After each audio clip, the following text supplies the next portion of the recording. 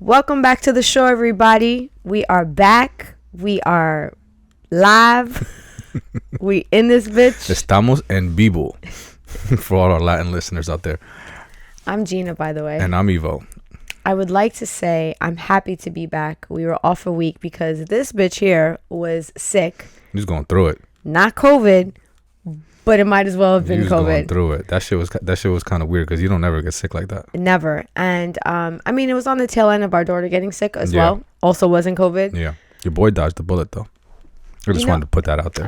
Karma's a motherfucker. So I be careful. See, that is karma though. You know what I'm saying? See, I didn't get sick, so you got to wonder what really happened there. You know what I'm saying? We're just gonna leave it at that. Okay. Yeah, I'm actually still a little congested. So if you're like, she's sounding a little sick, it's I still got a little remnants of it. So we had to take a week off because I was out of commission. Yeah. But we are back, and I'm happy to be back. And let's cheers. Evo's drinking the H2O today. Yes, I am. Gina's welcoming her cold back with some tequila. Fuck it, why not? So I actually can't drink as I donated blood today, so yes, that's that. So today we have a topic for you that Evo is excited to talk about. I'm pretty excited about it. I'm not gonna lie. It's just something that I'm a little pretty passionate about. I can't say that I'm a professional at it, by no means whatsoever, but it's definitely something that I look into and I'm dated on a day-to-day basis. Yeah, so we are talking about market trends. Moreover, stock market trends and kind of like what's going on in the economy today. And specifically the stock market trend that's going on right now. Currently, yeah. Yeah, currently. But disclosure, Evo and I are no way, shape, or form financial advisors. No. What the advice and information that we are giving you today is from two people that are just trying to figure it out like everybody else. Yeah, so, aside from, whatever it is that we say about the stock market and whatever suggestions we may give throughout the show, please do your own research. Don't never take the advice of just any person spitting out random information about financial advice, because ultimately the decision is yours to make, and you should back it with your own research for sure, 100%. Yeah, double, triple check it, right? Yeah, absolutely. Like the way that it works? Yeah. So let's get into what it is that you, Evo, are seeing in the market that is kind of giving you some alarm, if not that. Yeah. So currently. There's something very interesting right now. And I keep using that word, but it is super interesting to me right now about the stock market. Is that so?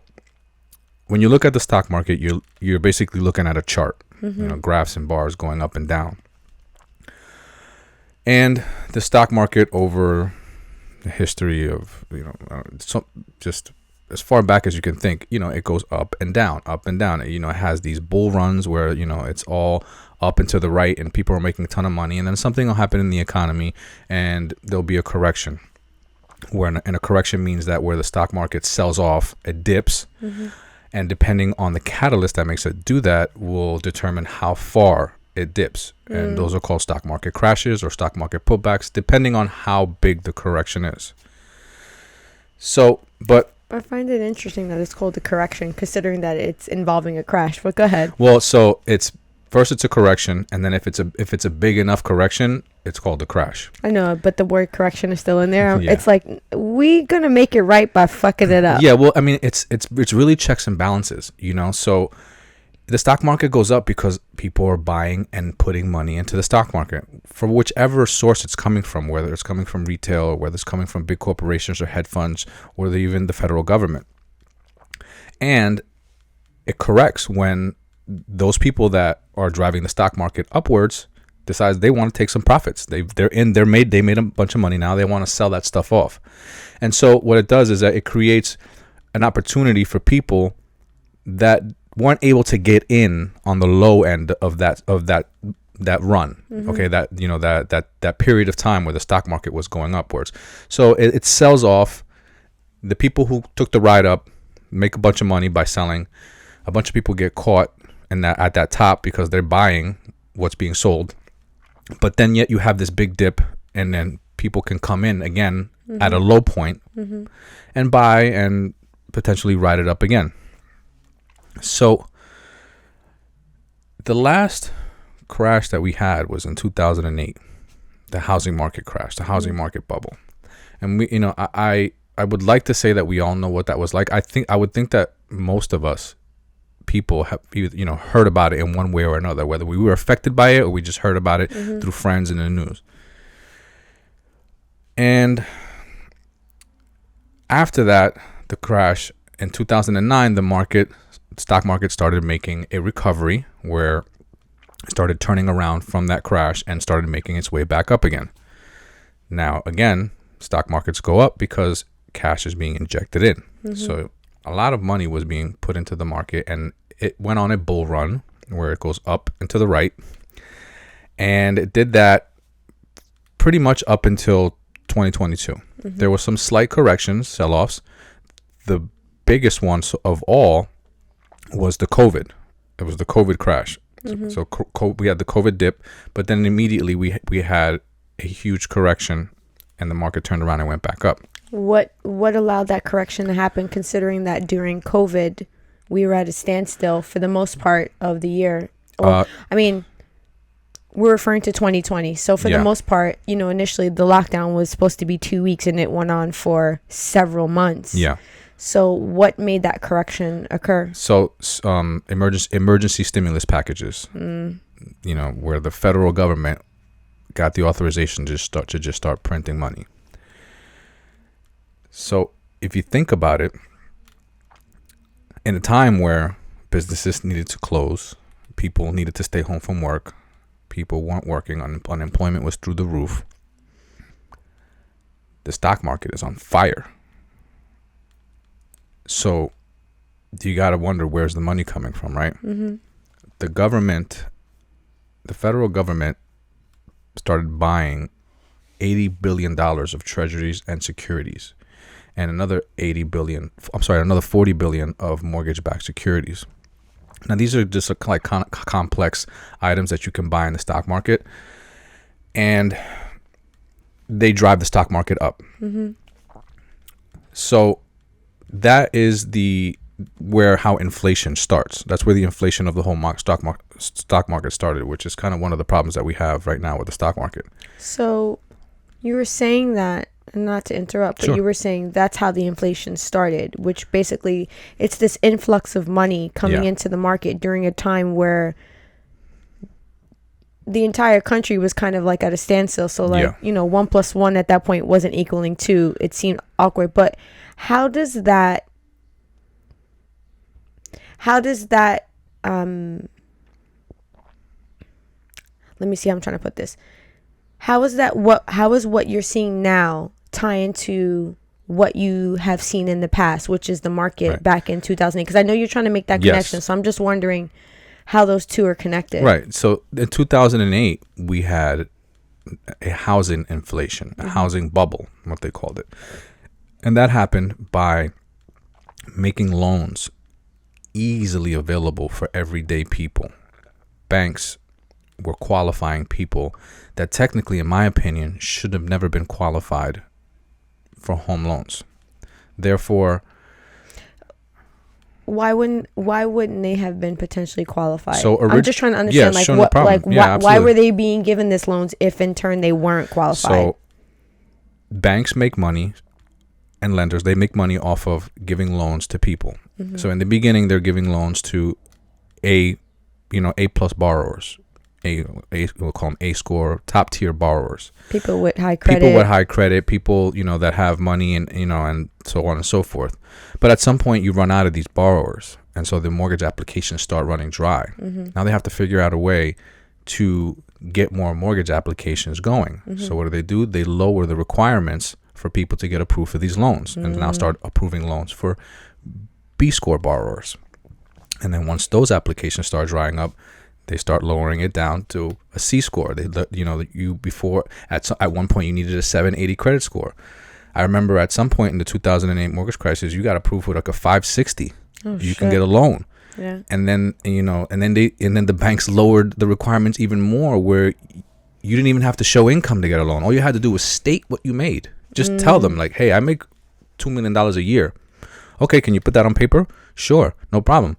You're gonna pay a little bit more of an interest rate because you're higher risk, but they were still giving out loans. So that was the inflation into the housing market. So that is the connection. We saw of inflation of money going into a market that shouldn't have been there, whereas now we're seeing, or it's currently happening where we're seeing this injection of money into the market that should potentially not be there, which is causing this inflation into the market to be seen in a way that doesn't equate. Yes. So what happened in 2008 was that through some loophole, they were able to open up the floodgates of the financial system into the housing market, injecting all this money and creating a not true value of the actual housing market. Yeah, I remember around that time, you and I were somewhat looking at houses, and I remember the prices being...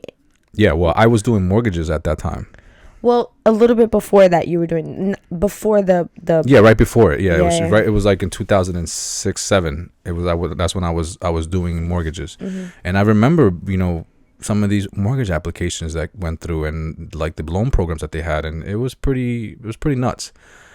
And so the connection that I'm seeing now is when we had the pandemic and the stimulus packages started rolling out, and the federal government is putting billions and billions of dollars into the stock market, there is your injection. There is your influx of money into something that otherwise wouldn't have that type of money coming into it.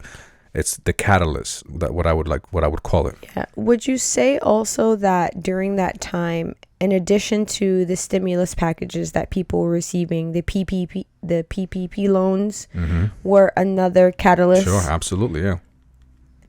And even more, would you say that because people were home, they had more time on their hands? Yeah. And had more time to potentially look at portfolio possibilities that they would never even consider? I think a lot of people, there was people that, even the people that got the $1,200, stimulus check, I can imagine, a lot of them taking that as an opportunity to invest into the stock market and put that money into the stock market to see if they can make it grow.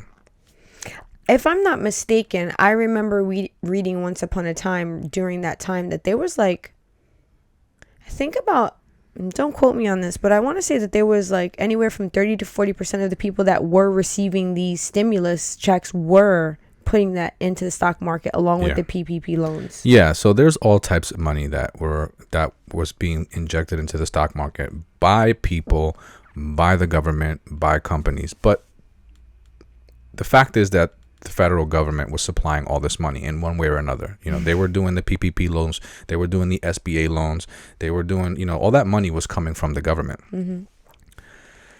So what I find very interesting is that the way that the charts look in 2008, right? It was this upward trend of the stock market going up, and then right around the crash, you see the chart start to make a turn. It it kind of like it looks like a horizon, and then it takes a downturn and it dips, and then that's when the housing market crashed.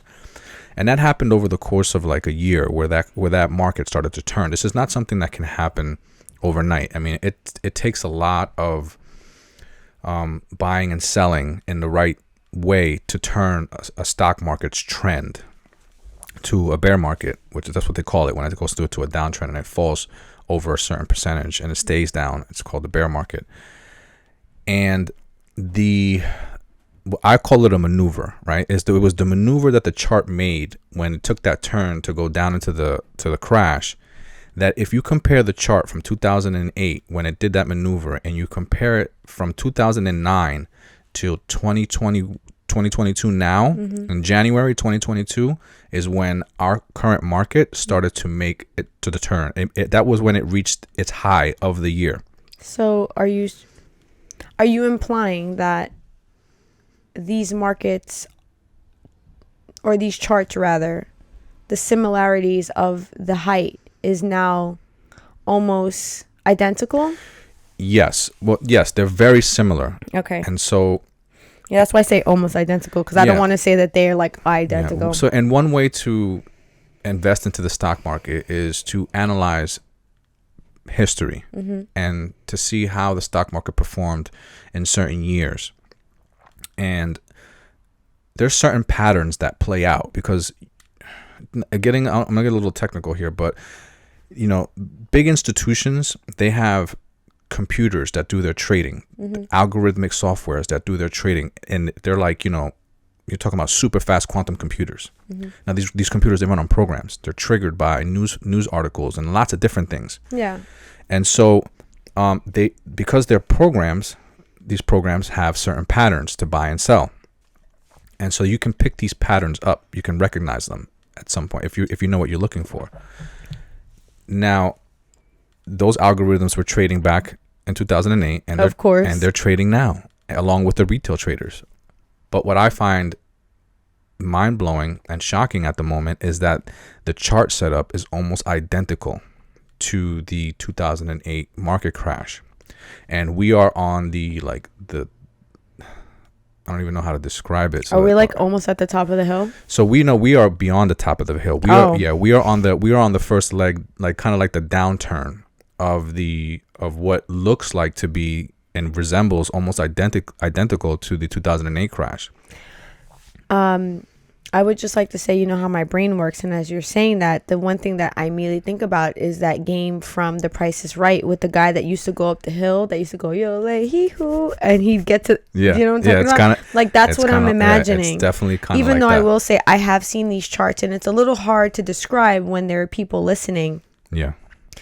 But I have seen these charts, and I know what it is that you are referring to. So if anyone is interested, I for sure can tell you that there's information out there that are making these comparisons. Yeah, I saw the comparison online, and then I went in on my own software and brought the two charts up and kind of made my own chart analysis just so that I could really look at it, you know, with your own eyes. With my own eyes, and kind of take like a deep dive into it. And I was able to see how similar these charts were, and it was pretty scary. And the thing is, you know, in 2008, it's basically negative news that crashes the stock market or that makes the stock go down.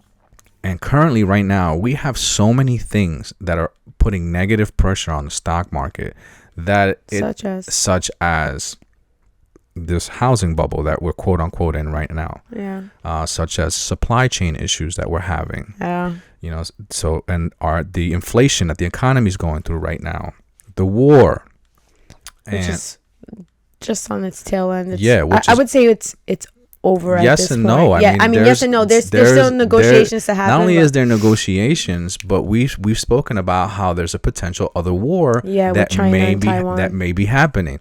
So and there's other things that are just kind of like looming in the background that could potentially set this thing to go overboard.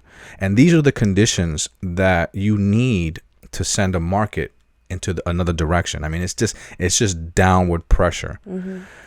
And so when you add that with the two charts that look alike, you know, if it walks like a duck and it quacks like a duck, you know, to me, it's a duck. Yeah.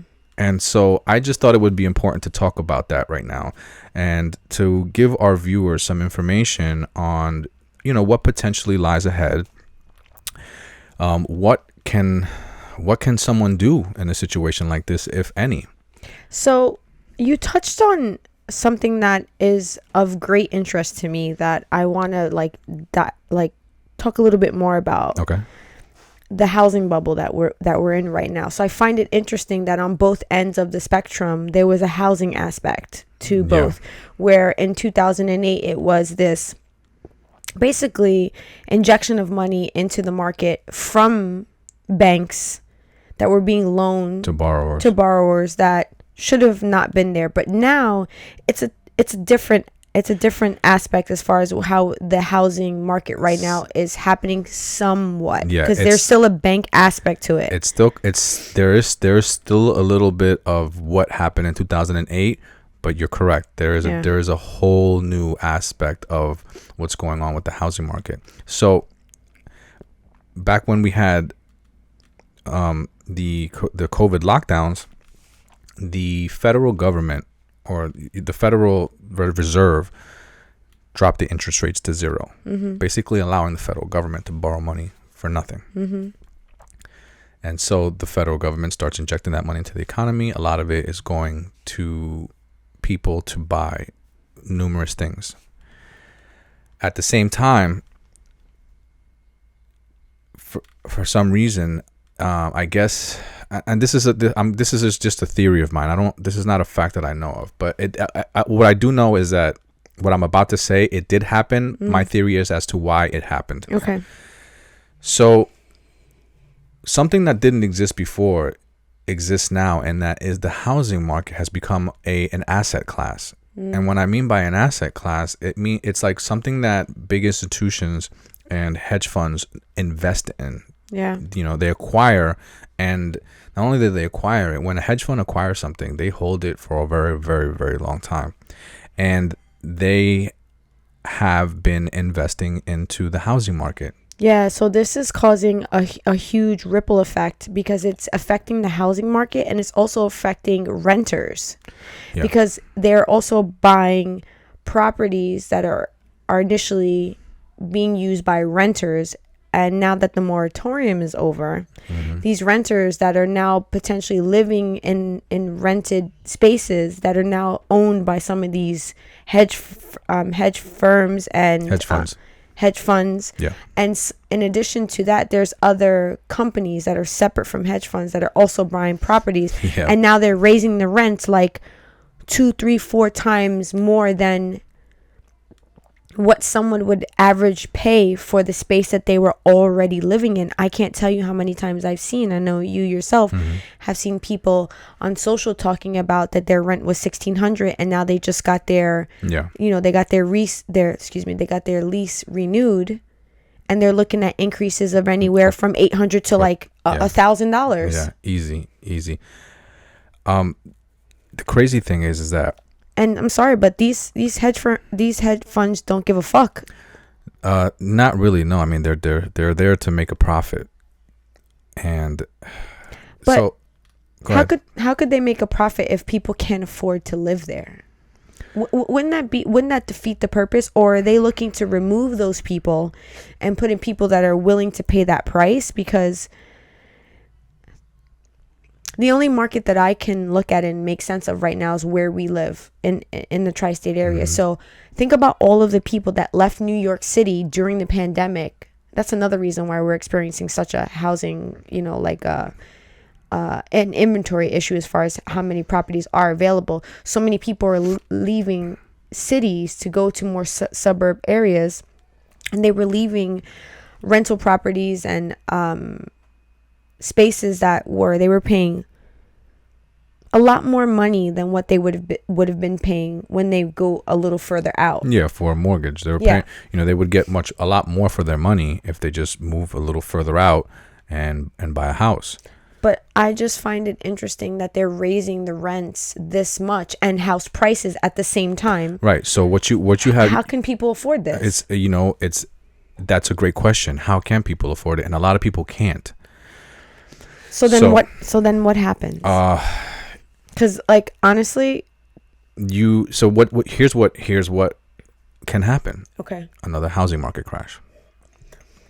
And I think that's what I was getting at. I find it so interesting that even though this potential crash or this potential recession that you see looming based on these characteristics in both of these charts, the fact that it's still somewhat tied to housing. Yeah, it's definitely. I find that so. Yeah, it's definitely a catalyst. It's not the only component. Where in 2008, that was like the primary component. That was it. Yeah, that was it. You have funny, right?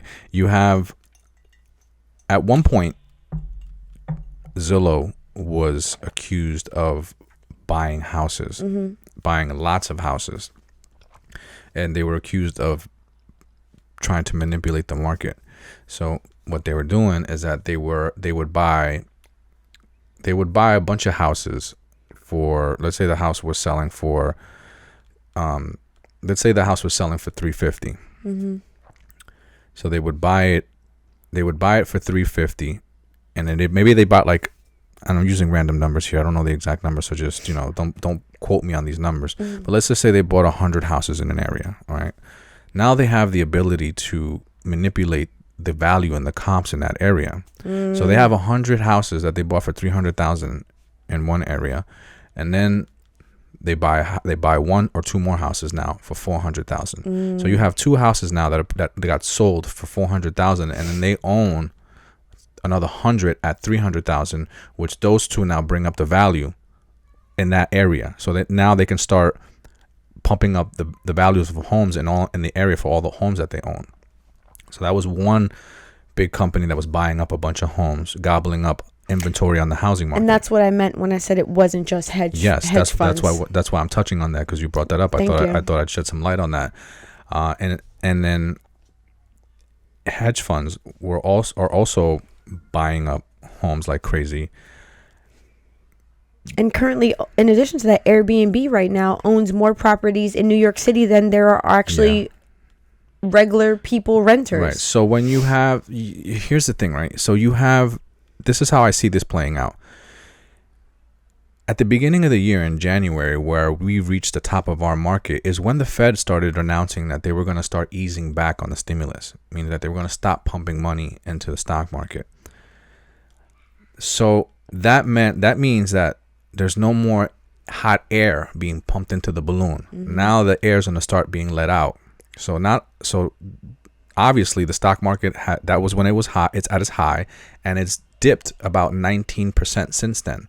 That dip has come from a lot of people, corporations, companies selling. What do they do with that money? Where's it going to go? Where are they going to put it?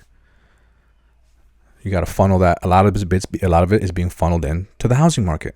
This is part of the reason why the housing market has become an asset class, because you have a bunch of money that was made from COVID and that big run, and now the market is selling off, people taking profits, and you have to do something with your profits. You can't just sit on it. Yeah, because you'll get taxed on it. You have to roll it over to another investment. You got to do something with it. And so I know this from the purchasing and selling of my father's properties. Like if you don't put it into something else, the government is coming to take their slice. They're coming to take their piece of the pie. And so, why not put it into something that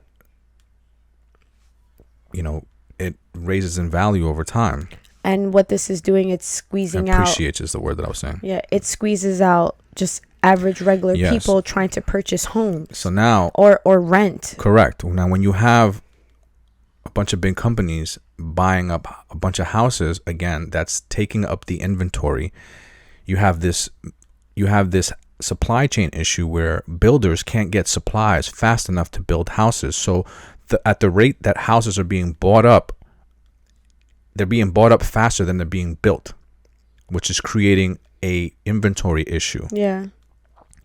But now, since the government has announced that they're going to start raising rates, and they have, over the last 6 months, the rates went from we're talking about interest rates. Interest rates, yes. Okay. The interest rates went up from from 2.5% at one point. Now they're up to 5.5%. Which is, I would consider on the higher end, because when we purchased our home, our interest rate was about 4%. No, we are at 3.75%. Yeah, about 4. About 4. But you know what? And when it comes to interest rates, it's a big difference. That's a quarter of a point. I understand that because I remember when I bought my first car, my interest rate was 13.75 because a bitch had no money. And then I remember the next time I bought a car, because I had increase my credit, and all those things, and my interest rate, I think at that time, was 5.5%. I was like, whoa, this is the amount of money that had to be paid based on interest because of the difference in my interest rate was substantial. So trust me, I understand that when you say, but I'm saying the 5%, and it's a little bit higher than that. Actually, that's high to have to pay that on a $300,000 or $400,000 or $500,000 home. Well, it's a lot of money. And guess what? The federal government has 2 more rate hikes scheduled, and they're for half a point. They're 0.5% each. So we should be in the 6s. We should be in the 6s by the time this is 7%. By the time this is all said and done. And to me, this just is further pushing the middle class to not be a middle class anymore. Yeah, because what's happening now is mortgage applications have slow down. Correct. People are not willing to go out and borrow money to buy homes at the moment because they are scared. They're scared of paying high interest rates.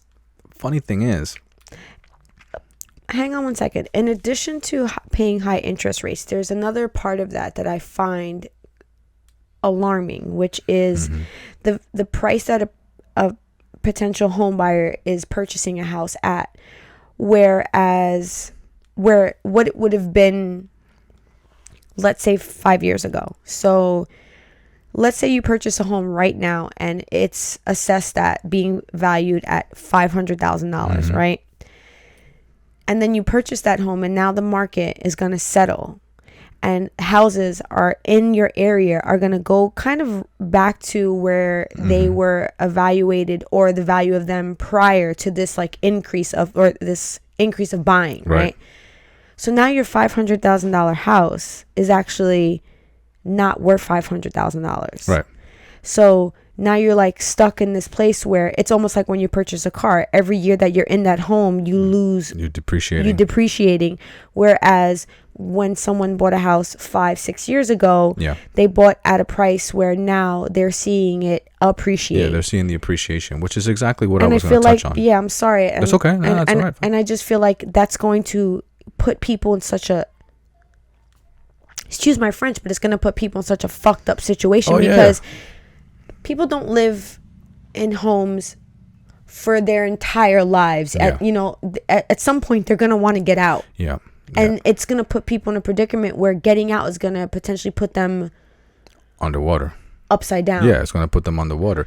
They're going to sell it for less than what they purchased it for. A lot, it's sad to say there's this thing called buyer's remorse going on right now. It's a term that I just became familiar with, but I totally understand what it means, and I feel bad for the people that are in it. And so for those of you who don't know what buyer's remorse is basically when people, and it refers to people who have bought homes within the last 6 months, people who were part of this buying frenzy where they were paying 50, 60, 70, 80, 100, 150, sometimes $200,000 over asking price, but they had a low interest rate, right? So that was that to them. They saw that was their angle. I got a low interest rate, I can afford to pay more, yada yada yada. Now we have, again, what I'm calling an inflated housing market. This is just my term. And when something's inflated, at some point it's going to deflate. So these people who have bought these houses at a 2%, but $200,000 over asking price, once interest rates go up, home values are going to go down. Yeah. And so these people are not going to see their houses appreciate. So for anybody who's out there who is looking to buy a home, who potentially held back, don't feel left out, because you buying a home at a 7% interest rate at a lower value, you're going to be able to see your home appreciate in value. And guess what? If the interest rates drop, you just refinance. Yeah. You refinance and you lock it. That. Yeah, of course we did that. You refinance. That's what I'm saying. He was like, fuck right, we did. Of course we did that. And we're talking years ago. Yeah, years ago. But we were fortunate enough to be able to see our home appreciate in value. And so I just wanted to kind of inform our listeners and our viewers that it's not over. Yeah. It's not over. Things are kind of in a sketchy place right now. I wouldn't say run out and go buy a home. Right now is the time where I would think that you want to start thinking about how to protect yourself and how to position yourself in a place where, if we do actually see a recession, what can someone do? Yeah, that you did something to prepare for it. And if, hey, listen, nobody wants a recession, right? Because in the end, there's people who really suffer in a recession. There's a lot of people who they love recessions because that's the time to go shopping for them. Everything's on sale. Yeah. Everything is so, but other people, Yeah, the average working middle class person does not. My job back in 2008 was affected by a recession. I had to get a 10% pay cut. Yeah. And then once the business actually started to perform better, we only received 5% of that back. Oh, I remember this. We never received our full 10% back. I remember this. Yeah. I felt so fucked from that. Yeah. And that was, And that felt like such a slap in the face, considering how much time and effort I had put into that job at that time. So I know what it feels like to be directly affected from a recession. So that being said, you and I have come up with top 5 ways to recession-proof your finances. Yes. This doesn't mean that they're bulletproof. This doesn't mean that if recession was to happen that you are going to go unscathed. Right. But these are some steps that we think, Evo and I think, that if you took them, it would give you a little bit more of a cushion if we were to, in fact, see a recession. Consider it like insurance, right? It's better to have it and not need it than need it and not have it. Yeah, right? like Aflac. Like Aflac. So let's get into these top 5. Let's hear about it. So our number 1 recession-proof way to protect your finances, if we in fact do see a recession, is to review your current budget and expenses. And the reason why I put this at number 5 is because I think it's a great starting point. Yeah, of course. It's a great starting point because I think sometimes when you are either single or in a family, you sometimes are not even visually understanding how you are spending your money. Yeah. And one of the ways that I think you can get like a really great visual representation of how you are spending your money on a day-to-day basis is by utilizing an app called The Mint. I once upon a time used that app and I found it very helpful because it really got me to understand how I was spending my money monthly, weekly, and where it was going. And the reason I say that it's great to see it visually is because then you can say, okay, the money that I'm putting into this potential purchase, I could be putting this elsewhere. And that is the reason why we think it's great for you to review your budget and review your expenses, because then you could find ways to then possibly save money. Yeah, figure out how to trim the fat. Correct. So when you use this tool, mint.com, it does something for you. You can add on your bank account, your credit cards, all of the ways that you spend money. It will link to this account. And once it starts to get a good amount of data of how you are spending, it starts to create these charts for you. And when I tell you that these charts sometimes, I remember looking at that chart when I worked at MAC Cosmetics, the amount of fucking money that I spent on Starbucks was alarming to me. Yeah. I was spending almost $200 a month on Starbucks. Not even realizing it. No, because I was like, oh, I'm just going to go on break. I'm just going to get a coffee. And it's just like $6 here, $4 there, That's my congestion Yeah. creeping up. Yeah, so I immediately was like, wow, this is unnecessary. I need to find ways to trim the fat. I needed to, revisit how I was spending that money. And that's why I thought the Mint was such a great tool, because it puts it into these categories. And there are even ways in that app, you can do it on the desktop, you could do it on your phone. There are even ways on that app that there are categories that maybe don't immediately fall into something, that you can create them. And it refines it. So the more that you use it, the algorithm starts to understand your purchasing and expenses habits more and more. And it will really curate this visual representation of how your money's being spent. And I think it's fantastic if you were trying to say, where can I put some money to save for a rainy day? And you still use that app to this day, right? Yeah. And sometimes I log in and I'm like, oh man, how much money did I spend in Zara? So it ended up actually being more than just a way for you to analyze your finances. You started to see all these other benefits that it had and how you could utilize those to manage your finances. And it became part of your everyday tool to manage the way you spend money. So the other app that I really enjoy using, that I also wanted to make a quick recommendation to, is because I said your budget and your expenses. So part of everyday expenses is bills, just your overall bill. So I use this app called Prism, and it's to pay all of my bills. And a lot of people are just like, oh, I pay my bills online. I do the same thing. I have just linked it through Prism. And the reason why I've done that is because Prism does the same thing for you. It tracks your bill spending. So it can give you like an average. So like on average, you're spending this amount of money on gas. You're spending this amount of money on electricity. It really tracks it for you. And what's great about that is because then you can say, on average, I spend this amount on X amount of bills I can budget accordingly for this expense. Right. It helps you really refine your overall spending. So those are two apps that I find very useful when it comes to managing your finances. So that is number 5, review your budgets and your expenses.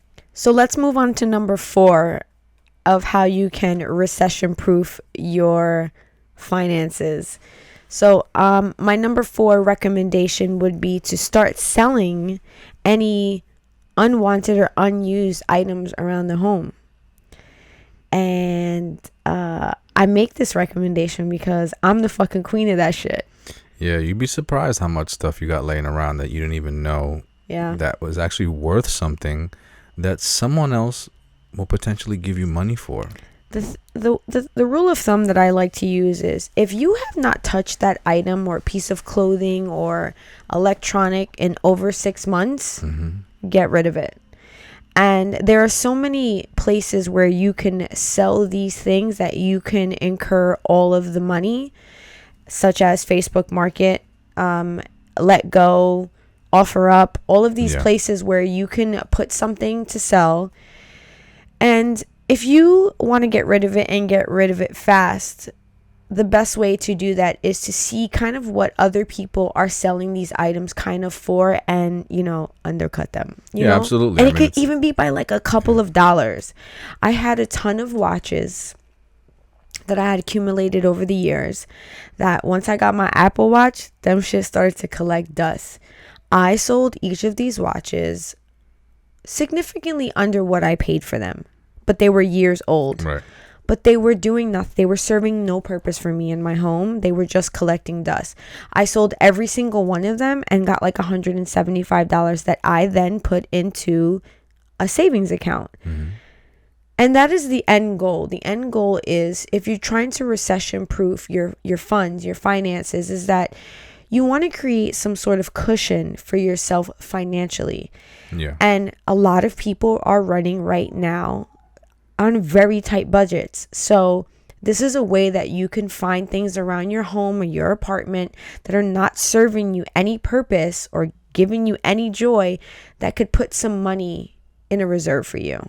Whether it be a couple dollars or, maybe a little bit more than that, depending on what it is that you have, this can always be helpful for you. I don't really see the downside in it. The only thing I will say, because if I'm going to be 100% realistic in it, is that it can be a little bit time consuming. The ways that I recommend to do it is to always do it locally, where the buyer can pick up from you very easily, or you can do the transaction in a safe space.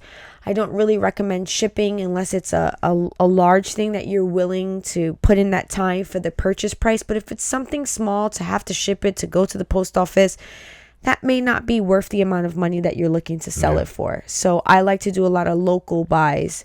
It does kind of close in the radius of possible buyers, but I will say that I personally haven't had any problems. And I've even sold things like old books and, educational things that my daughter has used that she's no longer using anymore, and I had no problem selling these items and then just putting that money into a savings account. I feel like if you haven't done it yet, definitely try to at least sell one item, because I feel like that once you've sold one item, you kind of like gain some confidence on like, oh wow, you know what, people do actually, I can really do this, and it definitely gets the ball rolling. Yeah, for sure. You kind of build that confidence in selling things. You're like, oh, this wasn't as hard as I thought it was. Yeah, I sell tons of stuff on Facebook Marketplace. Yeah, you definitely do. And who got you doing that? You did. Yeah, because I'd be like, ew, just put it on Facebook Market. Like you are. And the best part about selling is once you start to create a kind of what's the word I'm looking for yourself, like a reputation, a selling reputation, where people will see that you are an avid seller with a good reputation, they'll be more willing to buy for you. Now, I have used other platforms. I've used eBay. I've used Let Go. I've used Offer Up. I've even used Poshmark.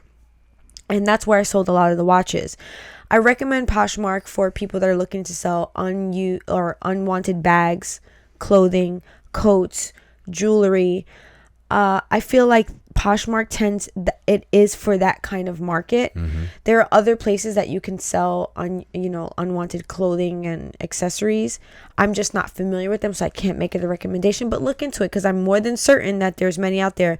Poshmark does take a small percentage, but it's minimal, and honestly, there is shipping involved. You can do local, but a lot of times the things that I'm selling equates to the time. At the end of the day, if it's something that you haven't touched for 6 months, all right, then it's actually worthless. It's worth nothing. Yeah. So the fact that you put in a little bit of time to list it, sold it on a platform that took a small commission, you've now taken something that's worthless and made it worth something. Yeah. And you're potentially preparing yourself for something ahead that's going to give you a bit of a cushion if you need it.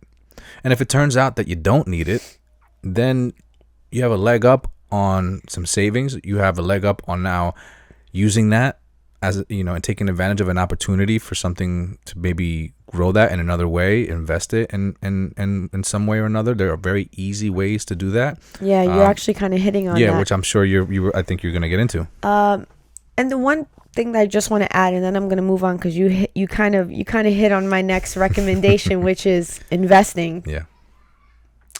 One of the things that I can tell you that happens when you start to sell unwanted or unused things in your home, you start to reevaluate again how you spend your money, because you look at an item and you go, man, I bought this and I remember being so excited about this item, and now it's sitting in my house serving me no purpose, and I'm about to sell it for maybe 2 to 3 times from what I purchased it for, and I'm losing kind of either way in a sense, because I'm losing out on the value of it, right, which is what I purchased it for. And I'm losing because now I have this thing just sitting around my house. It really makes you reconsider how you spend your money in the future, because you're like, ooh, think about all those things that I just sold that were just sitting around my house. Do I want to bring more of these items into my home? And again, that's the end goal, kind of like really looking at your finances, like trying to use money smart so that you're building a reserve just in case of recession. So number 3, recommendation of how you can make your financials recession proof. Evo kind of hit on it already, is investing. We don't mean the type of investing that Evo likes to do.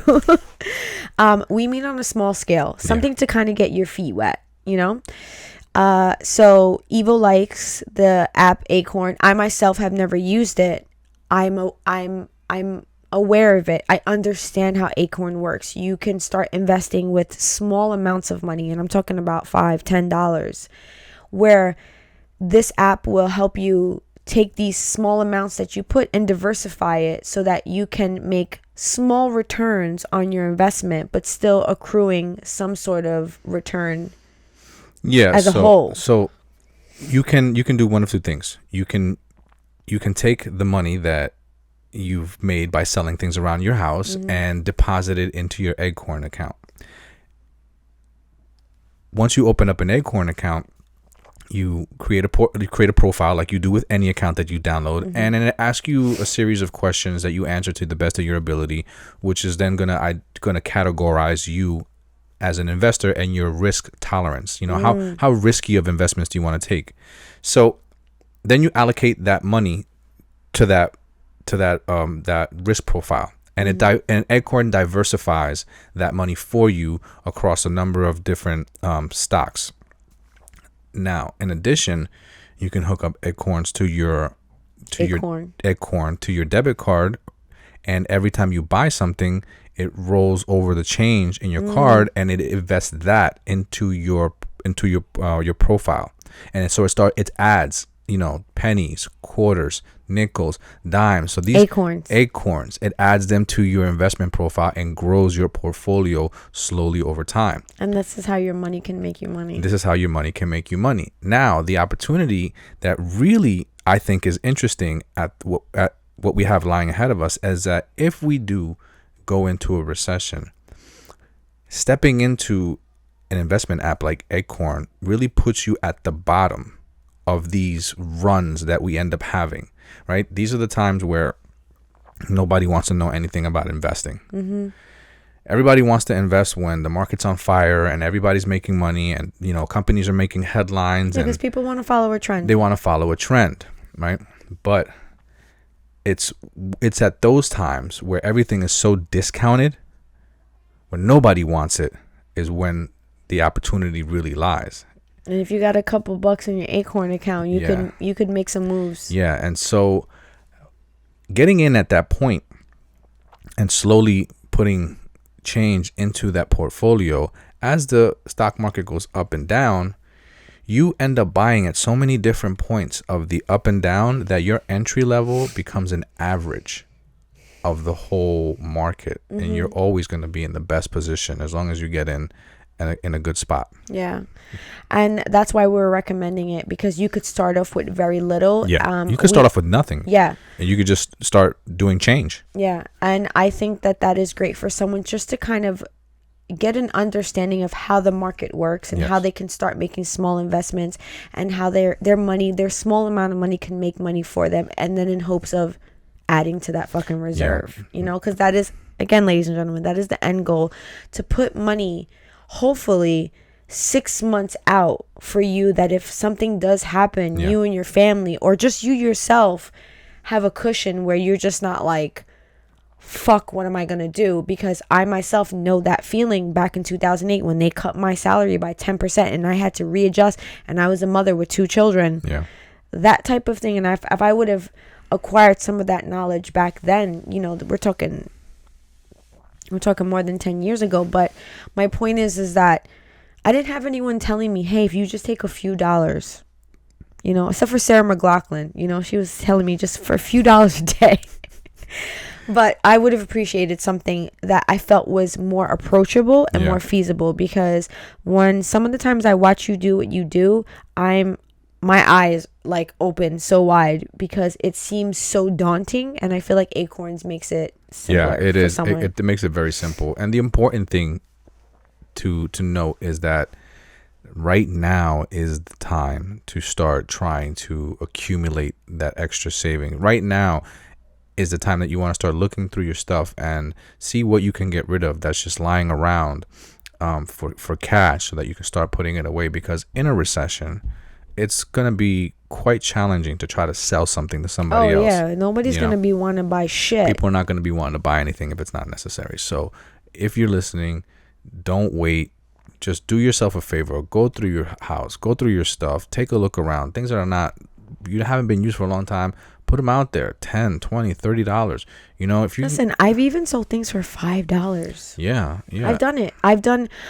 And some of the ways that I think is very attractive is when you bundle things. I like to bundle things. Yeah. And when I bundle things, boy, they go, I'm just like, here are these books with this book holder or something like that.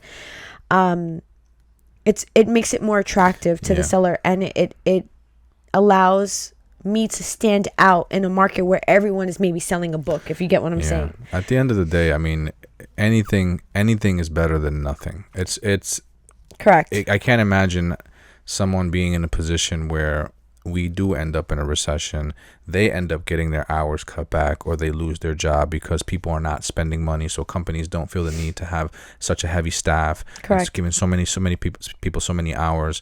They start cutting back, and then a person ends up being home with less income and is now like, damn, I come out and do something. Maybe what you have around your house is not a lot, but it's better than nothing. At a time when you need it to have an extra $200, $300, $400, $500 that you hustled up, it's gonna mean something at that point in time. So the next one that we're gonna make a recommendation. Now this is gonna be number 4.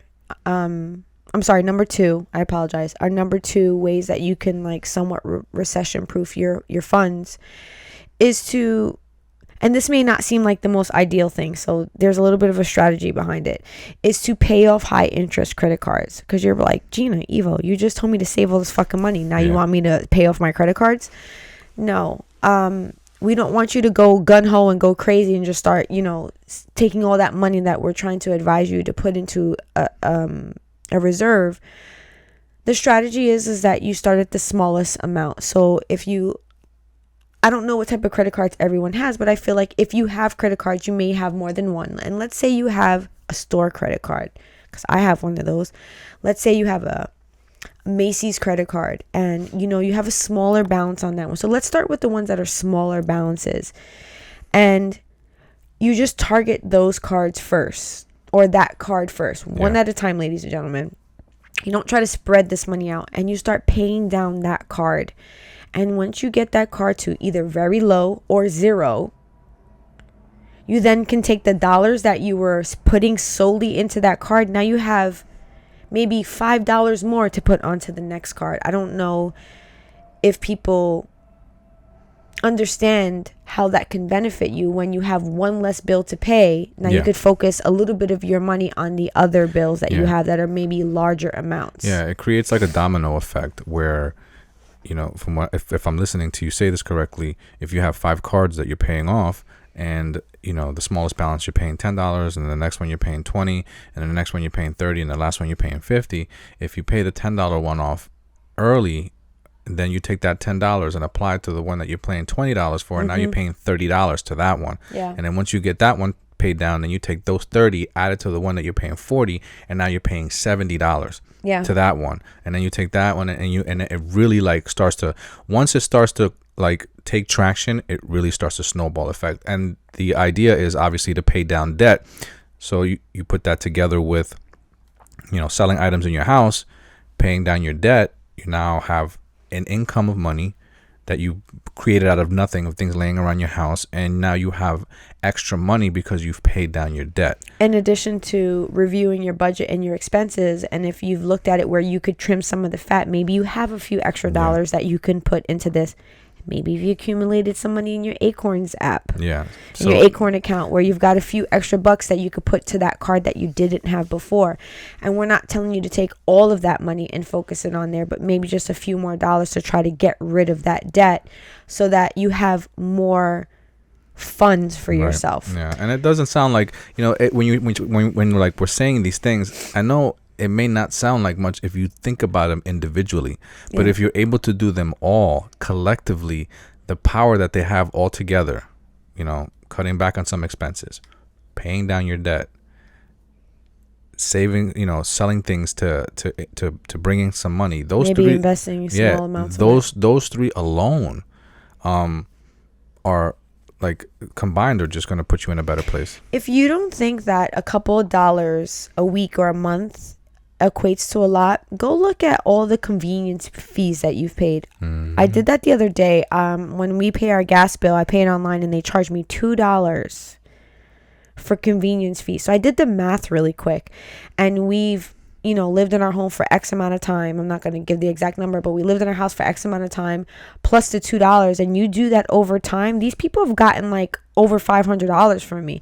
So it starts out very small, but you can blink, and before you know it, it's a lot more than you ever anticipated. And those are those dollars that sometimes I'm talking about that you don't even realize are going where they're going. Yeah, for sure.